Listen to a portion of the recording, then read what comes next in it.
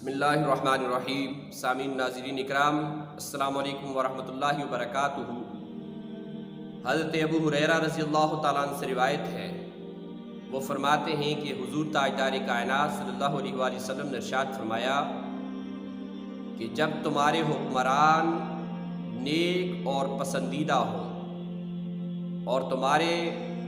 مالدار لوگ کشادہ دل اور سخی ہوں، اور جب تمہارے معاملات باہمی مشورے سے طے ہوتے ہوں، تو فرمایا کہ تب زمین کی پشت اس کے پیٹ سے تمہارے لیے بہتر ہے، یعنی تمہارا زندہ رہنا تمہارے مر جانے سے بہتر ہے، تمہاری زندگی تمہارے لیے خیر ہے، بہتر ہے۔ اور فرمایا کہ جب تمہارے حکمران شریر اور ظالم ہو جائے اور تمہارے مالدار لوگ بخیل ہو جائیں اور تمہارے معاملات عورتوں کے سپرد ہو جائیں، تو فرمایا کہ تب زمین کا پیٹ اس کی پشت سے بہتر ہے، تب تمہارا مر جانا تمہارا زندہ رہنے سے بہتر ہے۔ حضور علیہ الصلوۃ والسلام نے زندگی کی خوشحالی کے ذرائع بتا دیے کہ جب تمہارے حکمران نیک ہوں، خوف خدا رکھنے والے ہوں، تمہارے حکمران تمہارے درمیان میں عدل کرنے والے ہوں، اور تمہاری خوشی، راحت اور چین اور سکون کا خیال رکھنے والے ہوں، تمہارے لیے بھلائی سوچتے ہوں، تمہارے اوپر رحم کرتے ہوں، اور تمہیں عدل و انصاف اور ضروریات زندگی تمہیں مہیا کرتے ہوں، اور جب وہ تمہارے ساتھ حسن سلوک کرتے ہوں، ایسا جب نیک اور عادل حکمران معاشرے کے اوپر مسلط ہو، تو فرمایا کہ تب زمین کے اوپر رہنا، زندہ رہنا تمہارے لیے خیر ہے، بہتر ہے۔ اور فرمایا کہ جب حکمران ظالم ہو جائے، معاشرے کے اندر سے عدل و انصاف ختم ہو جائے، معاشرے کے اندر وہ لوگوں کے ساتھ مساوانہ معاملات اور مساوانہ تقسیم ختم کر دے اور ظلم کرنا شروع کر دے، اور تمہارے عمران، امیر لوگ جب کنجوسی کرنا شروع کر دیں، اپنا مال خرچ کرنا بند کر دیں، اور تمہارے معاملات کے اوپر کسی کا کوئی کنٹرول ہی نہ ہو، ہر شخص ہی اپنا اپنا اجارہ داری قائم کر لے، اور معاشرے کے اندر سے مشورہ ختم ہو جائے، جمہوریت ختم ہو جائے، معاشرے کے اندر سے عدل ختم ہو جائے، اور معاشرے کے اندر سے مساویانہ تقسیم ختم ہو جائے، تو فرمایا کہ تب تمہارے لیے مر جانا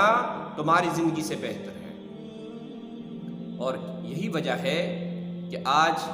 ہمارے معاشرے کے اندر اگر بے چینی ہے تو اس کی یہی وجوہات ہیں کہ ہماری حکومتیں ٹھیک نہیں ہیں،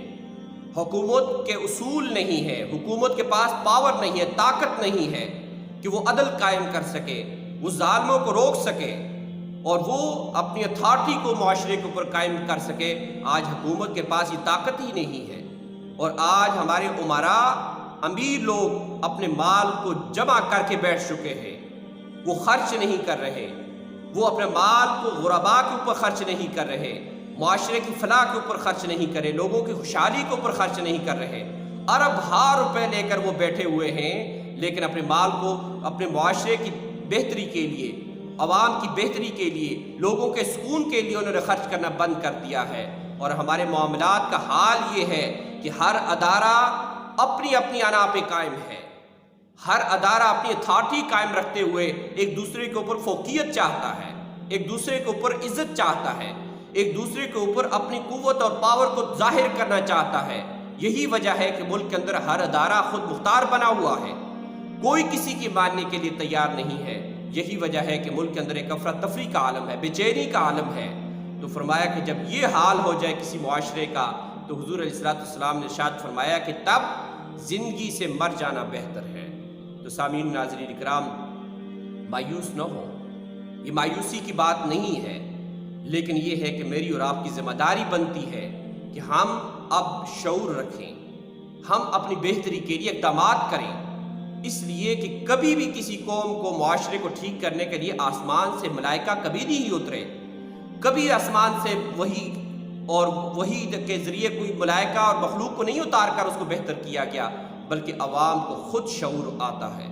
خود اپنی بہتری کا فیصلہ کرتی ہے، اور جب وہ فیصلہ کر لیتے ہیں کہ اب ہمیں معاشرے کو بدلنا ہے تو معاشرہ بدل جاتا ہے۔ ان اللہ لا یغیر ما بقوم حتی یغیروا ما بانفسہم، اللہ تبارک تعالیٰ نے فرمایا کہ ہم اس قوم کو کبھی نہیں بدلتے جو قوم اپنے حالات کو خود بدلنے کے لیے تیار نہ ہو۔ تو اگر ہم اپنے حالات کو بدلنے کے لیے کوشش کریں گے، اپنے حالات کو بدلنے کے لیے محنت کریں گے، فیصلہ کر لیں گے جس دن کہ ہم نے پاکستان کو بدلنا ہے تو پاکستان بدلے گا،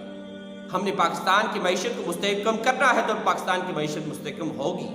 لیکن اس کے لیے ضرورت اس امر کی ہے کہ ہم فیصلہ کر لیں کہ ہم نے جھوٹ بولنا چھوڑنا ہے، خیانت کرنی چھوڑنی ہے، رشوت خوری چھوڑنی ہے، اور اپنے معاشرے کے اندر کسی ایک کو اپنے معاملات کا